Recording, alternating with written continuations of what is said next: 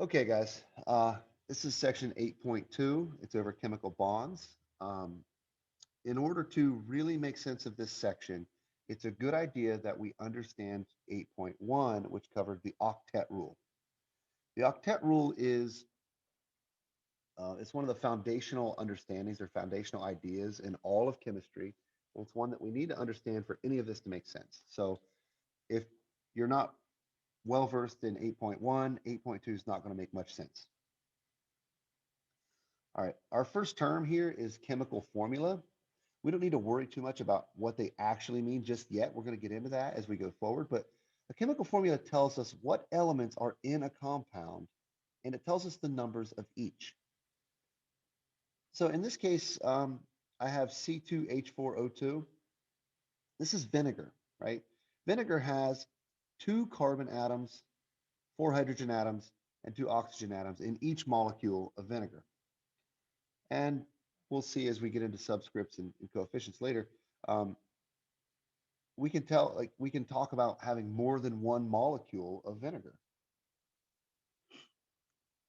So a chemical formula is broken down into two parts. It's broken down into sorry, this element is not where it's supposed to be. It's broken down into its coefficient and its subscript. So the coefficient tells us how many molecules I have. This big number out here is kind of like in algebra where you would say 2 times H2O, right? Um, it's like 2 times H2O. Why is that not on the right line? This means the same thing. It means I have two water molecules, okay? This little 2 down here, this 2 here, it tells me how many hydrogens I have. So this little 2 goes with the H here.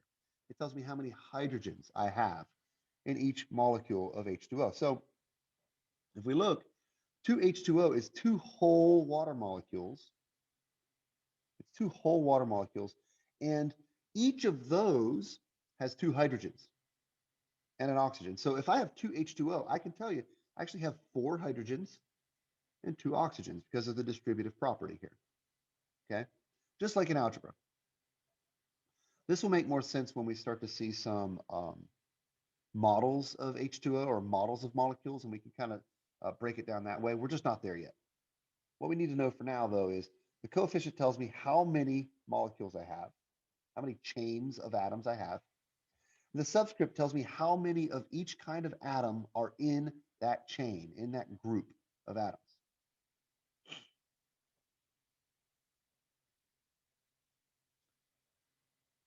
I think this one is out of place. This shows us an ionic bond.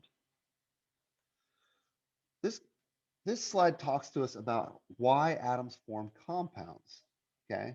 And we talked yesterday about the octet rule, but the octet rule, the reason atoms seem as if they want to have 8 electrons in their outer shell is because atoms tend towards becoming chemically stable. Chemical stability is the arrow of time. It is the way that the universe tends towards. So over time, as chemical reactions happen again and again and again through time, stable is what things tend towards. Okay. I don't want to get too deep into the philosophy or into the laws of thermodynamics, but um, atoms tend towards stable. Okay, things will fall apart until they can't fall apart anymore. Things will attach until they can't attach anymore. All right. Question one, what is a chemical formula? Chemical formula, it tells what elements are in a compound and the number of each. Okay.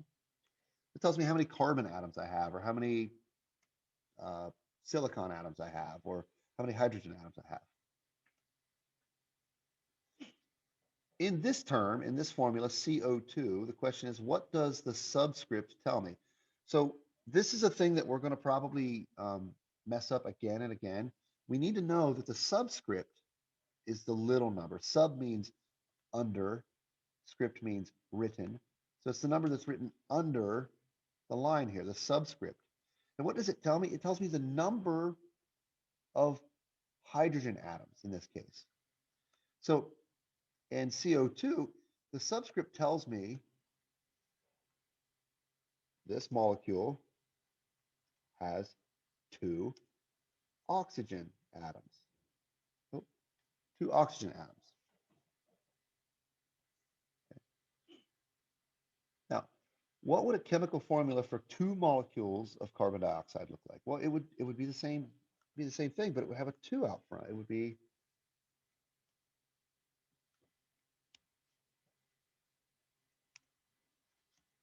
2 CO2s. Just like I showed you before with the distributive property idea. Where did I put that? Right here. It would be the 2 just goes out front. You don't need the parentheses in chemistry. You don't have to worry about the parentheses. So 2 carbon dioxides is written 2 CO2. And the question is, the fundamental question in chemistry is, why do atoms form compounds? Why do atoms attach together?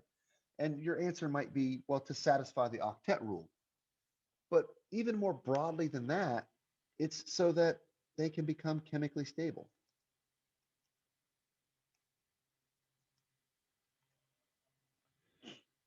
The octet rule is just kind of a way of thinking about it. But on its whole, from a physics standpoint, from a broader standpoint, it really has to do with atoms are trying to be stable. They tend to be stable. They try to be that way. Okay, here we're going to talk about 2 kinds of chemical bond. I'm sorry, some of these elements are mixed up. I'm trying to move these apart so we can see. A chemical bond is the force that holds the atoms of a compound together. This is the same electromagnetic force that I talked about again and again yesterday in the lecture for 8.1. Chemical bond, it describes the force that holds a compound together. This chain of atoms is held together by bonds, and these bonds are literally magnetism. It literally has to do with the same thing that holds a magnet to your refrigerator is what holds this hydrogen to this oxygen. It's the same force, or the same kind of force, I should say. But we're going to talk about 2 different kinds of chemical bonds. There are others. There are chemical bonds that are somewhere in between these 2. We're not going to get into lots of detail with all the different kinds of bonds, but we're going to talk about the 2 main ones. And the simplest, we're not going to view this right now. We talked about them yesterday. The simplest type of bond, actually going to change these around. The simplest type of bond is an ionic bond. An ionic bond forms between metals and nonmetals, and it happens when the metal gives away an electron and the nonmetal takes the electron. These are called ionic bonds because when metal gives up an electron, well, it gives up one of its negative charges, right? So when metal gives up an electron, it becomes positively charged. And an atom that has a charge is an ion. It's an ion. And actually, when the nonmetal captures an electron, when it takes an electron, it gains a negative charge and it becomes an ion. Okay? So an ionic bond forms between metals and nonmetals when metals give up electrons to become a positively charged, and nonmetals gain an electron to become negatively charged. And now that they have opposite charges, they literally stick together like fridge magnets. We'll see this modeled again and again and again. I'm going to be doing some videos with me drawing this with a marker on the board. I think it's important that we see it. I think it's important that we see that model. So the first type of bond is an ionic bond. Okay, and this is what we have when metals are involved. This metal is the trick. If there's a metal involved, then it is an ionic bond, at least for our purposes. A covalent bond forms between 2 non-metal atoms. Okay, the atoms share their valence shells. Okay, carbon the outer electrons in this carbon are the same shell as the outer electrons in this oxygen. And in a covalent bond, the oxygen atom, the nucleus down here, it's not able to pull these electrons hard enough to take them from carbon. Okay? And this carbon atom's not able to pull electrons hard enough to take any from oxygen. They're able to pull them enough that they stick together. So a way of thinking of it is the carbon and the oxygen are held together by a tug of war over these electrons. They're held together over here by another tug of war over these electrons.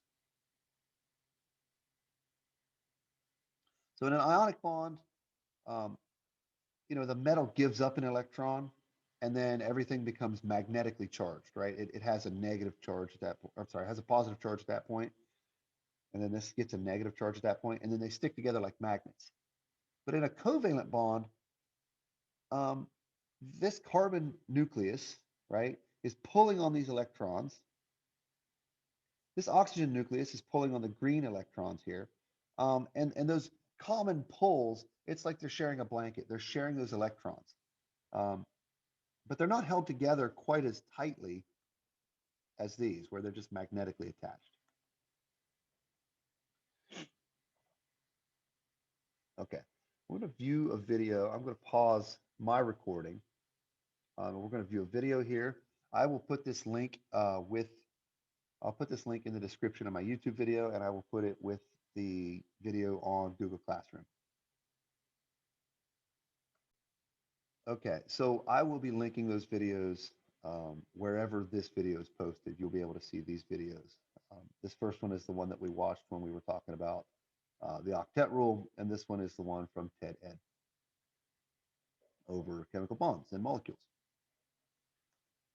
So we're going to fill out the table below the types of bonds. Okay, the types of bonds that we have on the one hand are ionic bonds. Now, ionic bonds, if we remember, they form between a metal and a non-metal. Metals give up electrons. Non-metals take electrons. And the ions that are formed, they stick together. That's the basics for an ionic bond. That's the basic truth about an ionic bond. And a covalent bonds, they form between non-metals.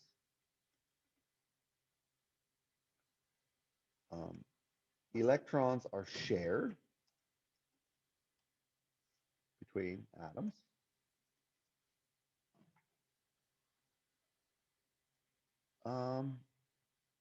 And no atom pulls hard enough to take an electron from another.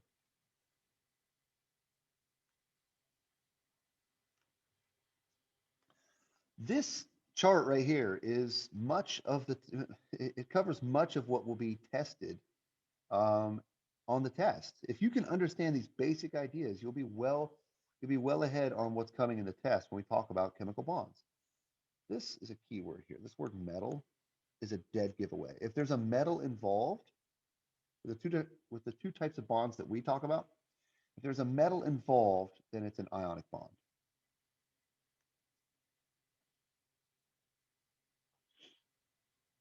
How do atoms combine to form substances like table salt? Well, the metal, sodium, gives up an electron and becomes positively charged. It becomes a magnet. It becomes a positive magnet. Okay. The non-metal, in this case, we could be even more specific and say the halogen, right? The halogen, in this case, chlorine, takes an electron and becomes negatively charged.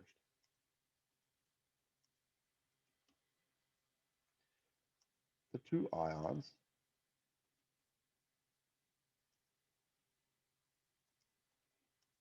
they stick together. I mean, magnetically, just exactly the two oppositely charged ions stick together. It really is that simple. How do atoms combine to form CO2? Well, in the case of CO2, we're talking about um, a covalent bond, right? So the carbon atom and the carbon atoms and the oxygen atom each pull on the electrons that they share,